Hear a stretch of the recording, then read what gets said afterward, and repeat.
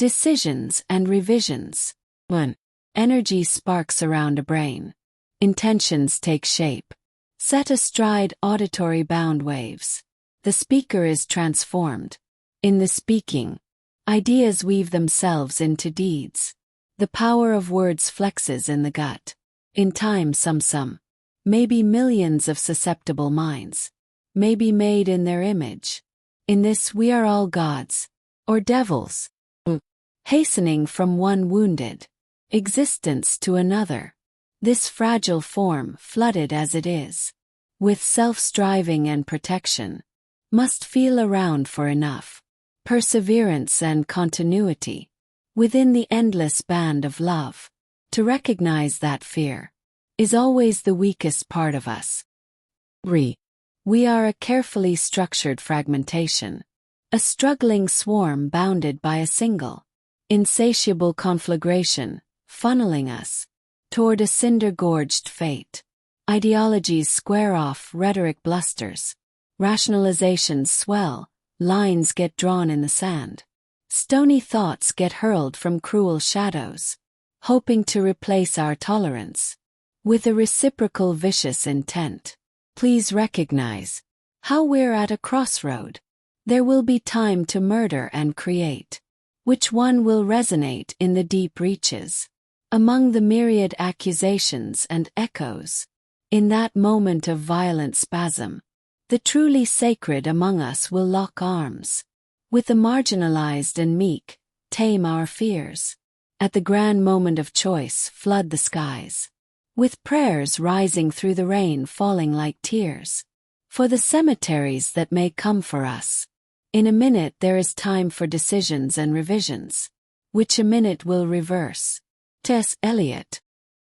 For, maybe somewhere inside, our deep absence of insight, a measure of light remains, able to articulate its way around conflicts, skirt the insane partitions, blocking our way forward, a light accomplished in translating the tongue of mutual belonging into a type of rescue from our cavernous forgetting how to be caring and how to forgive.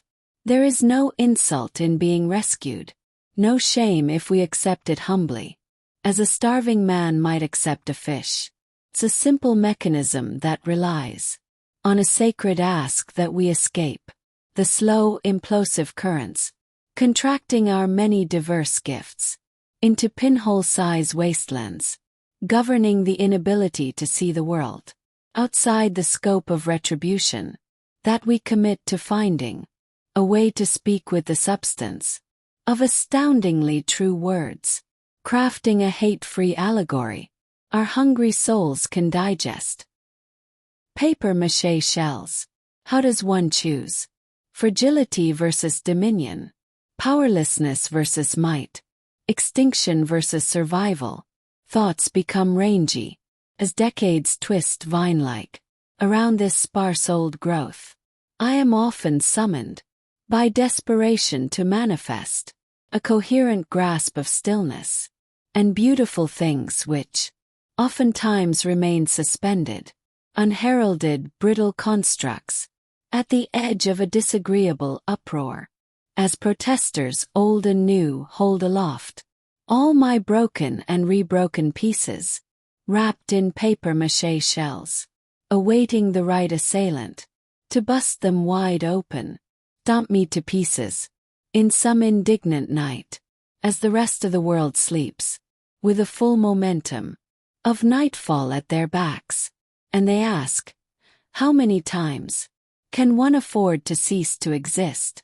In moments that last a lifetime, suns rise and set, shaving days off this slender strand's chances to love deeper, speak wiser, and forgive freer chords in a sonata of a never truer movement, locking arms with all those broken pieces as I step into the gap, looking to show that there is a peculiar strength in softness, power in powerlessness, and courage in kindness,